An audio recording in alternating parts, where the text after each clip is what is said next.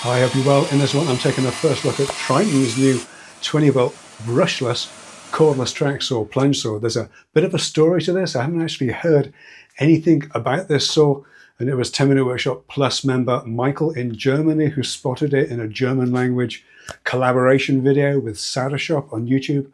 I'll link that video down below. By the way, can I ask a quick favor? Only about 40% of the folks watching here are actually subscribed. So if you enjoy these independent videos, and I do purchase all the tools that I review, if you do enjoy them and you want to help the channel grow, hit that subscribe button. It's free and it really does make a huge difference. Thanks. Anyway, the saw doesn't seem to be widely available here in the UK. A quick Google only turned up one supplier. They were White Rose Tools. I'll confess, I've never heard of White Rose Tools, but they had the saw listed at £174, including VAT and free shipping. Now, given that Shop had the full bundle, the full kit, listed somewhere around 300 to 400 euros. I was pretty sure that price was wrong, but I took a flyer on it anyway and bought one. Fair play to White Rose Tools. They did honour the sale, as they are obliged to, of course, but the price has now been adjusted on the website to a little under £270, much more in line with the 300 euros or so that I saw on Shop. Okay, so the saw is a fairly standard Tracksaw plunge saw with one noticeable quirk, which we'll come back to a little later on. The full kit, the bundle, has the expected pair of rail clamps, a pair of short 700mm Triton branded Makita pattern rails in a rail bag with joining bars. There's a carry bag for the saw with space for a dust bag, a 5-amp battery and charger. The battery came with almost a full charge, by the way. Top marks for Triton for that, as nothing sucks the joy from a new purchase like waiting for the battery to charge. 130 minutes from flat to full, according to the specs, by the way, and the battery does appear to be cross-compatible with other 20-volt Triton tools, though the range is fairly small with just a handheld planer, a combi drill and impact driver available for the moment at least. Now, apart from that quirk that I mentioned, the saw is fairly standard, so I'm not going to go into too much detail on it. I've done a lot of Tracksaw videos.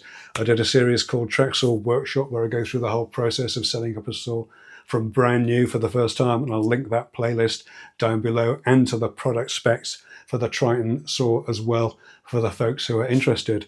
The saw has soft start and an electronic brake, electronic speed control to maintain constant speed under load,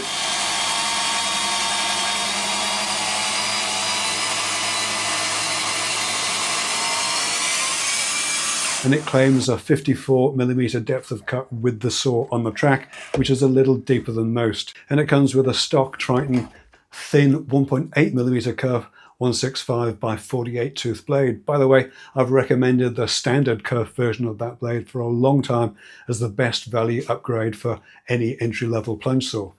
There's a few things that separate this saw out from the rest of the pack. One is a waist side splinter foot built into the saw. This helps to prevent waist side tear out on veneered boards or plywood, for example. Maffel has something similar, and Festool saws come with a little foot that you can add on. If you're anything like me, that's the little green thing that rattles around in the bottom of the sustainer, because I honestly don't think I've ever used one. The Triton saw also has a sprung riving knife, which not many plunge saws do. But the main difference for this saw, one that you may have spotted already, is that it's a lefty, and by that I mean that the blade is to the left of the motor. This is unusual for a plunge saw. It's more common with circular saws, particularly cordless. I had a skill saw here in the workshop a few years ago that was a left hooker. Makita make one, and DeWalt as well.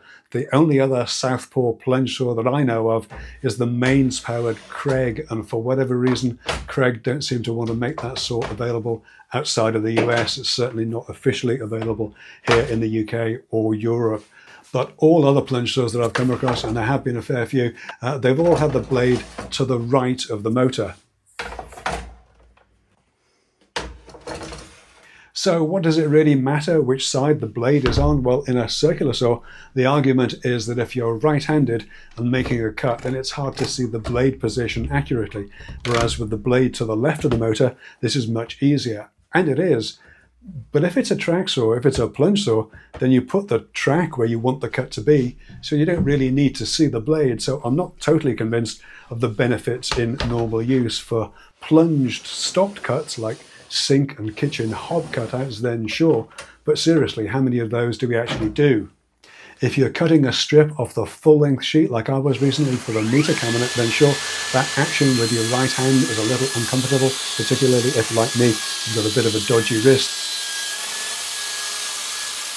So I made that cut with just my left hand, and I don't see that as a huge problem, as the saw's on the track, literally a guide rail. All I have to do is plunge the saw and push it along.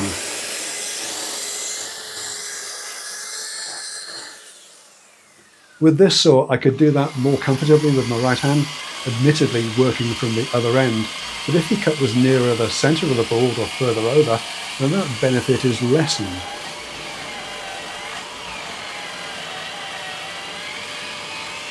But I think that the major downside is that if, like me, your workshop is set up around an MFT style bench, especially one that's up against a wall, then having the blade to the left is a bit of a non-starter, as you'd have to mount the rail the other way around and ideally position it at the other end of the bench if you wanted to keep the bulk of the workpiece under the rail. I could do that, but it would require me to make significant changes to how the workshop layout is made and the shelves on the wall, because everything really is set up to accommodate the right side blade. Now, if you have a mobile bench with access all around it, then that's a lot less of an issue. And if you're cutting boards up in your garden or driveway with the sheets resting on foam insulation or sacrificial battens, then it's no problem at all. But blade position aside, does it make for a good plunge saw? Well, at £174, absolutely. At 268 or so, that's a little less compelling.